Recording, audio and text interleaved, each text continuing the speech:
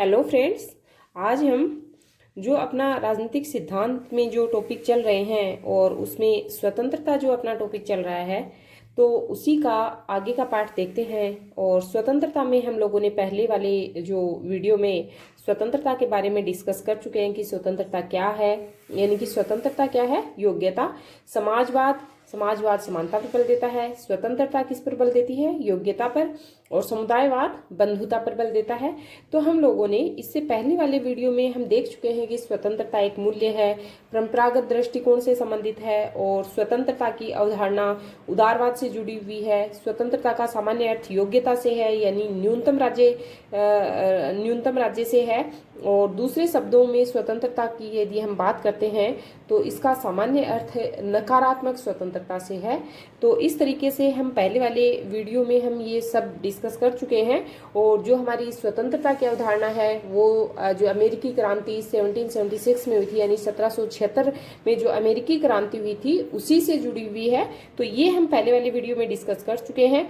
और उसके बाद हम लोगों ने जो है वो जो स्वेच्छातंत्रवादी विचारक और जो परंपरागत जो विचारक हैं, यानी परंपरावादी जो विचारक हैं, वो सब उन सब के स्वतंत्रता संबंधी विचार जो है वो हम डिस्कस करेंगे। तो उसमें हम लोग ने इससे जो पहले वाला वीडियो है उसमें डिस्कस कर चुके हैं जो परंपरावादी हैं उनके बारे। आज के अपने इस वीडियो में जो पहले वाली वीडियो में हम लोगों ने देखा था कि जो परंपरागत उदारवादी हैं, जिसमें Adam Smith, John Locke, Herbert Spencer, de Tocqueville, Lord Acton और जेम्स ब्राइस जो हैं, ये नकारात्मक स्वतंत्रता के समर्थक हैं, यानी परंपरागत उदारवादी हैं। तो उसमें हम लोगों ने एडम स्मिथ और हर्बर्ट स्पेंसर के बारे में हम डिस्कस कर चुके हैं। और आज हम बात करेंगे लॉर्ड एक्टन के बारे में। तो जो लॉर्ड एक्टन हैं, इनका जन्म 1834 में हुआ था और ये टॉकविले से बहुत अधिक प्रभावित थे, यानी टॉकविले से प्रभावित होकर स्वतंत्रता का इन्होंने समर्थन किया। और स्वतंत्रता और समानता को, जो परंपरावादी हैं, सब जानते हैं कि परंपरावादी स्वतंत्रता और समानता को क्या मानते हैं? विरोधी। तो स्वतंत्रता और समानता को ये विरोधी मानते थे। और इनकी एक बुक है history of freedom and other essays, यानी 1907 की बुक है, ये 1907 की बुक है। तो history of freedom and other essays, इसमें ये लिखते हैं कि जब समानता यानी आरक्षण से राज्य की शक्ति व निरंकुशता बढ़ती है और स्वतंत्रता को ये समाप्त कर देती है। तो ये हमें ध्यान रखना है। ये क्या कहते हैं इस बुक में history of freedom and other essays book में लिखते हैं कि समानता आरक्षण से राज्य की शक्ति व निरंकुशता जो है वो बढ़ जाती है और स्वतंत्रता को ये समाप्त कर देती है। उसके बाद लॉर्ड एक्टन कहते हैं कि जो सत्ता है वो भ्रष्ट होती है और अधिक सत्ता है वो बहुत अधिक भ्रष्ट होती है। तो ये कथन हमें बहुत अच्छे से ध्यान रखना है कि ये कथन किसका है कि सत्ता भ्रष्ट होती है और अधिक सत्ता बहुत अधिक भ्रष्ट होती है। तो ये कथन लॉर्ड एक्टन का है, इतना हमें ध्यान रखना है। और तो इस तरीके से यहाँ हम लोगों ने ये देखा कि लॉर्ड एक्टन क्या कहते हैं कि सत्ता भ्रष्ट होती है और अधिक सत्ता जो है वो अधिक भ्रष्ट होती है। तो अब हम आगे चलते हैं। नेक्स्ट जो थिंकर हैं वो हैं जेम्स ब्राइस। तो जो जेम्स ब्राइस है वो समानता की तो आलोचना करते हैं, ये तो सभी करते हैं परंपरावादी, और स्वतंत्रता का समर्थन करते हैं। और जेम्स ब्राइस का जो कथन है वो काफ़ी इम्पोर्टेंट है, तो इसको हमें ध्यान रखना है कि पूर्ण आर्थिक समानता असंभव है।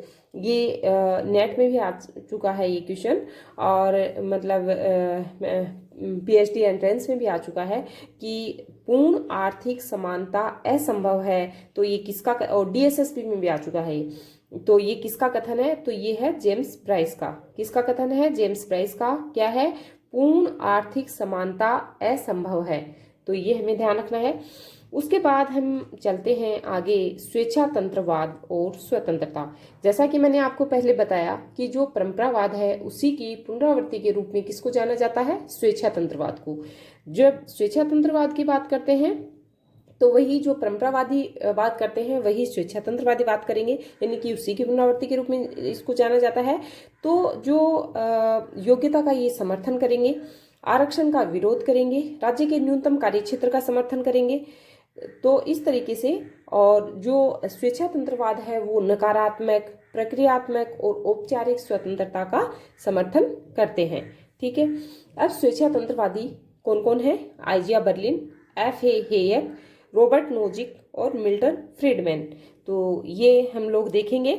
तो उससे पहले जब हम लोगों ने न्याय डिस्कस किया था, न्याय का अपना जो टॉपिक है, उसमें हम लोग एफ ए हेयक और नोजिक के बारे में बहुत अच्छे से पढ़ चुके हैं। तो यहाँ इन दोनों को नहीं पढ़ना है। तो हमें पढ़ने के लिए बचा है आइजिया बर्लिन और मिल्टन फ्रीडमैन। वहां मैंने स्वतंत्रता और न्याय दोनों करवाया है। तो एफ ए हेयक और नोजिक को वहां देखना है, न्याय वाले उसमें। और आज हम चलेंगे आइजिया बर्लिन पर और फिर मिल्टन फ्रीडमैन। तो ये दो थिंकर जो बचे हैं, तो इनके बारे में हम डिस्कस करेंगे। तो सबसे पहले हम देखते हैं आइजिया बर्लिन के विचार। तो आइजिया बर्लिन जो है ये 1909 में इनका जन्म होता है और ये अमेरिकन राजनीतिक दार्शनिक हैं और जिन्हें विश्लेषणात्मक उदारवादी भी कहा जाता है। तो ये ध्यान रखना है कि इनको क्या कहा जाता है? विश्लेषणात्मक उदारवादी। तो अगर क्वेश्चन ऐसे आता है कि विश्लेषणात्मक उदारवादी के रूप में किसको जाना जाता है, तो आइजिया बर्लिन को। अब ये मिल से बहुत अधिक प्रभावित थे, जो जेएस मिल थे उनसे बहुत अधिक प्रभावित थे, क्योंकि ये पहले क्या थे? सकारात्मक उदारवादी, है ना। सकारात्मक उदारवादी है जेएस मिल। तो ये मिल से इसीलिए प्रभावित थे क्योंकि ये पहले सकारात्मक उदारवादी थे और फिर ये अपने अंतिम जीवन में क्या बन जाते हैं? स्वेच्छातंत्रवादी। तो यहाँ थोड़ा सा ये हम देखेंगे कि जो सकारात्मक उदारवादी हैं, तो सकारात्मक उदारवाद किसकी पुनरावृत्ति है? तो वो है आधुनिक उदारवाद की, है ना। तो आधुनिक उदारवाद की जब पुनरावृत्ति के रूप में सकारात्मक उदारवाद को जाना जाता है ना, तो सकारात्मक उदारवाद जो है, यानी सकारात्मक उदारवाद, आधुनिक उदारवाद, ये किस पर बल देंगे? योग्यता और आरक्षण दोनों का ये समर्थन करेंगे। जब दोनों का ये समर्थन करेंगे तो लोक कल्याणकारी राज्य की बात करेंगे, और लोक कल्याणकारी राज्य की बात करेंगे तो आर्थिक और सामाजिक न्याय की बात करेंगे, आर्थिक और सामाजिक स्वतंत्रता की बात करेंगे। तो जब ये पहले सकारात्मक उदारवादी थे तो ये दोनों का समर्थन करते थे और बाद में ये क्या बन गए? सकारात्मक उदारवादी से स्वेच्छातंत्रवादी। तो जब ये स्वेच्छातंत्रवादी बनते हैं तो ये सिर्फ योग्यता का समर्थन करते हैं और आरक्षण का विरोध करते हैं और अहस्तक्षेप राज्य का समर्थन करते हैं और राजनीतिक और कानूनी न्याय का समर्थन करते हैं, राजनीतिक कानूनी स्वतंत्रता का समर्थन करते हैं। तो इसी कारण से इनको क्या कहा जाता है? आंशिक स्वेच्छातंत्रवादी। तो ये क्वेश्चन एग्जाम में आ चुका है, नेट में आ चुका है कि आंशिक स्वेच्छातंत्रवादी के रूप में किसको जाना जाता है? तो किसको जाना जाता है? आइजिया बर्लिन को। क्यों? क्योंकि ये पहले उदार समतावादी थे, क्योंकि इनके जीवन पर जेएस मिल का बहुत अधिक प्रभाव था। तो जेएस मिल का प्रभाव क्यों था? क्योंकि ये उदार समतावादी थे पहले, और जेएस मिल भी उदार समतावादी हैं, यानी सकारात्मक उदारवादी हैं। तो सकारात्मक उदारवादी थे ये पहले, तो इसीलिए जेएस मिल का इनके ऊपर प्रभाव था और ये फिर अपने अंतिम जीवन में सकारात्मक उदारवाद से कहाँ आते हैं? स्वेच्छातंत्रवाद में आते हैं, स्वेच्छातंत्रवाद में आते हैं। तो इसीलिए इनको क्या कहा जाता है? आंशिक स्वेच्छातंत्रवादी, यानी थोड़े से, बिल्कुल छोटे से स्वेच्छातंत्रवादी, है ना। क्योंकि पूरा जो लाइफ टाइम इन्होंने निकाला वो तो सकारात्मक उदारवाद के, मतलब उदारवादी के रूप में ही निकाला, और फिर लास्ट जीवन में ये आते हैं स्वेच्छातंत्रवादी बन जाते हैं और आंशिक स्वेच्छातंत्रवादी इसीलिए इनको कहा जाता है। तो इतना हमें ध्यान रखना है। अब हम नेक्स्ट बात करते हैं इनके प्रमुख विचारों पर। तो स्वतंत्रता संबंधी विचार देखते हैं। स्वतंत्रता संबंधी विचारों में बर्लिन की बुक हैं, दो बुक हैं, काफ़ी इंपॉर्टेंट है, टू कॉन्सेप्ट ऑफ लिबर्टी और फोर एसेज ऑन लिबर्टी। तो टू कॉन्सेप्ट ऑफ लिबर्टी 1958 की है और फोर एसेज ऑन लिबर्टी 1969 की बुक है। और इन दोनों बुक्स में भी जो four essays on liberty book है ना, ये काफ़ी इंपॉर्टेंट है और इसी से क्वेश्चन आता है एग्जाम में।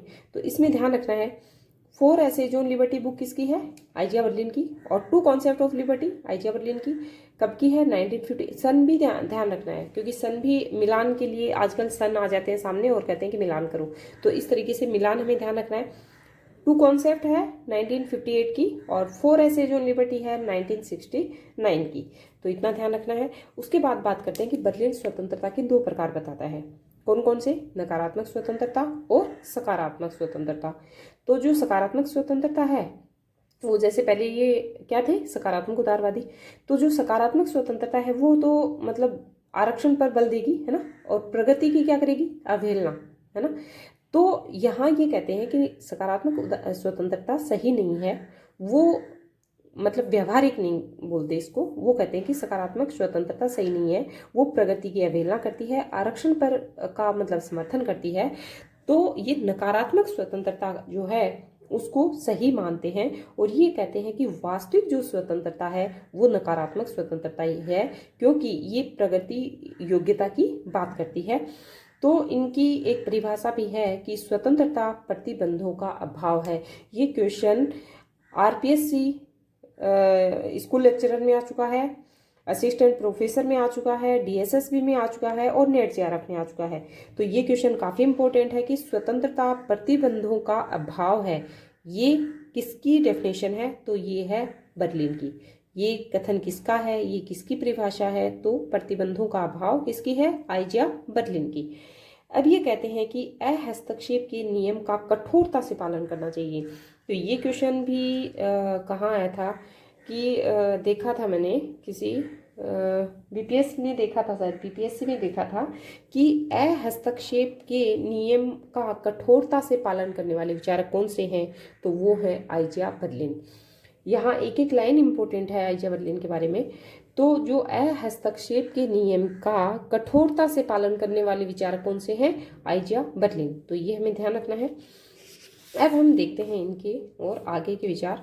तो बर्लिन के अब जो बुक है, राजीव भार्गव की बुक है और एंड्रयू हेकर, इन सब से मतलब मैंने लिया है। तो राजीव भार्गव की बुक में ये लाइनें दी हुई हैं कि यदि मैं किसी कार्य को दूसरे के रोकने के कारण नहीं कर सका तो मैं गैर स्वतंत्र हूँ। ये क्या कहते हैं, यदि कोई मैं अपना कार्य कर रहा हूँ और दूसरा मेरे को रोक दे और मैं नहीं करूँ, है ना, दूसरे के रोकने से नहीं करूं, तो वो क्या हो गया, उसमें मैं स्वतंत्र नहीं हूं, है ना। यदि मैं अपने मन से अपना कार्य करता हूं तो मैं स्वतंत्र हूं। तो ये विचार किसके हैं, बर्लिन के। तो ये ध्यान रखना है, ये राजीव भार्गव की बुक में दिया हुआ है। फिर है बर्लिन के अनुसार नकारात्मक स्वतंत्रता इस बात से निश्चित होती है कि मैं किसी क्षेत्र का मालिक हूँ। क्या कहते हैं बर्लिन कि नकारात्मक स्वतंत्रता को ही वास्तविक स्वतंत्रता मानते हैं, और इसी से ये निश्चित होता है कि मैं किसी क्षेत्र का मालिक हूँ, यानी नकारात्मक स्वतंत्रता जो है वो ही वास्तविक स्वतंत्रता है। फिर है बर्लिन की का प्रसिद्ध कथन, स्वतंत्रता जो है सो है। तो ये कथन किसका है, बर्लिन का। क्या कथन है, स्वतंत्रता जो है सो है। उसके बाद देखते हैं बर्लिन का प्रसिद्ध कथन ये भी है कि राज्य केवल नकारात्मक स्वतंत्रता प्रदान कर सकता है, इसके बावजूद कोई व्यक्ति मछली की तरह नहीं तैर पाता या पक्षी की तरह नहीं उड़ पाता, तो वह उसकी अपनी कमी है। तो ये कथन भी बहुत बार एग्जाम में पूछा गया है कि राज्य केवल नकारात्मक स्वतंत्रता प्रदान कर सकता है, इसके बावजूद कोई व्यक्ति मछली की तरह नहीं तैर पाता और पक्षी की तरह नहीं उड़ पाता, तो वो उसकी अपनी कमी है। तो ये कथन किसका है, बर्लिन का। तो बर्लिन का मैंने आपको 4 कथन बताए, कौन कौन से, कि एक तो यदि मैं किसी दूसरे के टोकने से कार्य नहीं करूंगा तो वो मैं उसमें क्या नहीं हूँ, मैं स्वतंत्र नहीं हूँ, यानी मैं गैर स्वतंत्र हूँ। दूसरा इन्होंने कहा कि नकारात्मक स्वतंत्रता इस बात से निश्चित होती है कि मैं किस क्षेत्र में अपना मतलब किस क्षेत्र का मालिक हूँ। तीसरा ये कहते हैं कि स्वतंत्रता जो है सो है, ये कहते हैं। फोर्थ ये कहते हैं कि राज्य केवल नकारात्मक स्वतंत्रता प्रदान कर सकता है और इसके बावजूद कोई व्यक्ति मछली की तरह नहीं तैर सकता और पक्षी की तरह नहीं उड़ सकता, तो वो उसकी अपनी कमी है। तो ये हमें ध्यान रखने हैं चारों कथन। उसके बाद हम बात करते हैं मूल्यों यानी मानदंड को लेकर की बहुलता संबंधी इनके विचार।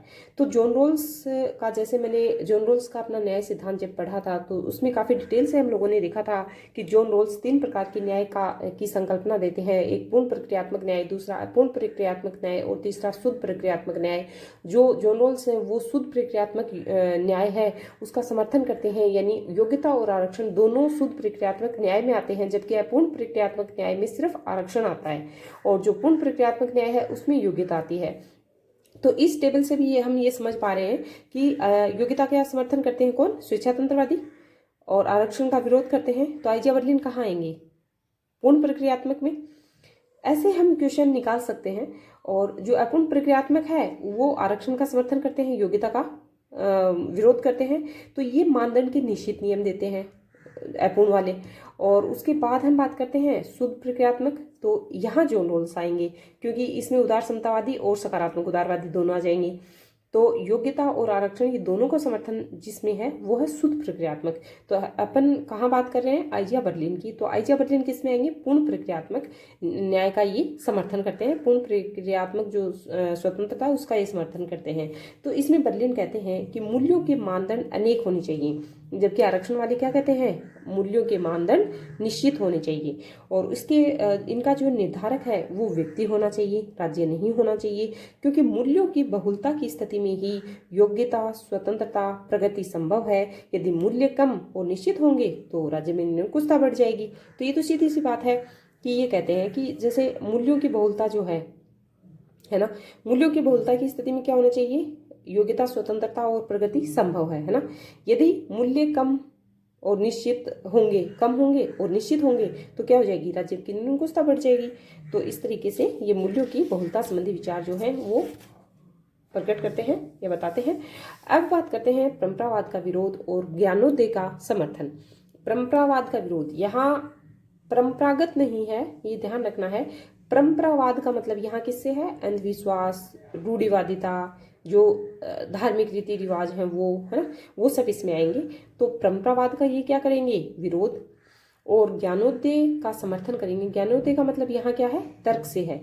तो बर्लिन की बुक है एक, तो बर्लिन अपनी बुक में क्या कहते हैं कि जो परंपरावादी है, जो यानी रूढ़िवादी हैं, वो रीति रिवाज के नाम पर राज्य को शक्तियां प्रदान करते हैं, वह राज्य के जैविक सिद्धांत का समर्थन करते हैं, वह व्यक्ति की स्वतंत्रता को नष्ट कर देते हैं। इसीलिए बर्लिन विको, हेडर और ह्यूम के विचारों की आलोचना करते हुए ज्ञानोदय यानी तर्क का समर्थन करते हैं। तो इसमें क्या कहते हैं, ये कहते हैं कि जो परंपरावादी हैं, यानी परंपरावाद किस पर बल देगा, रूढ़िवादिता पर। तो ये रीति रिवाज के नाम पर क्या करते हैं, राज्य को बहुत सारी शक्तियां दे देते हैं। जब राज्य के पास इतनी शक्तियां हो जाएगी तो वो अपने मनमाने ढंग से काम करेगा। यानी राज्य को क्या कहते हैं, ये जैविक सिद्धांत, और जैविक सिद्धांत में सब जानते हैं कि राज्य को क्या, शरीर और व्यक्ति उनके अंग मात्र। अब हम देखते हैं चूहे तथा लोमड़ी संबंधी विचार। तो इनके चूहे तथा लोमड़ी संबंधी विचार देते हैं और ये कहते हैं कि कुछ जो थिंकर हैं उनको ये चूहा कहते हैं और कुछ थिंकरों को ये लोमड़ी कहते हैं। तो बर्लिन अपनी पुस्तक द हेडेगो एंड द फॉक्स, तो इसमें 1953 की बुक है, तो इसमें ये कहते हैं कि कुछ विचारक जो हैं उनको तो चूहों की श्रेणी में रखते हैं और कुछ विचारकों को ये लोमड़ी की श्रेणी में। चूहे तो किसको कहते हैं, जो स्पष्ट और सरल भाषा में जो बोलते हैं, यानी जो स्पष्टवादी जो होते हैं उनको तो चूहा कहते हैं, और जो बहुत चतुर होते हैं ना, जो मतलब घुमा फिरा के बातें करते हैं, तो उनको ये क्या कहते हैं, लोमड़ी। ठीक है, तो चूहे की श्रेणी में किसको रखते हैं, ये प्लेटो, मार्क्स और अब्राहम लिंकन को। किसको रखते हैं, प्लेटो, मार्क्स और अब्राहम लिंकन। और उसके बाद ये लोमड़ी की श्रेणी के विचारक बताते हैं, और लोमड़ी की श्रेणी के विचारकों में किसको रखते हैं, अरस्तु, वारेन लफेट और सिगमंड फ्राइड को। किसको रखते हैं, अरस्तु, वारेन लफेट और सिगमंड फ्राइड को। तो ये हमें ध्यान रखना है। उसके बाद हम बात करते हैं अस्पष्ट श्रेणी वाले कुछ मतलब अस्पष्ट श्रेणी के विचारक बताते हैं ये।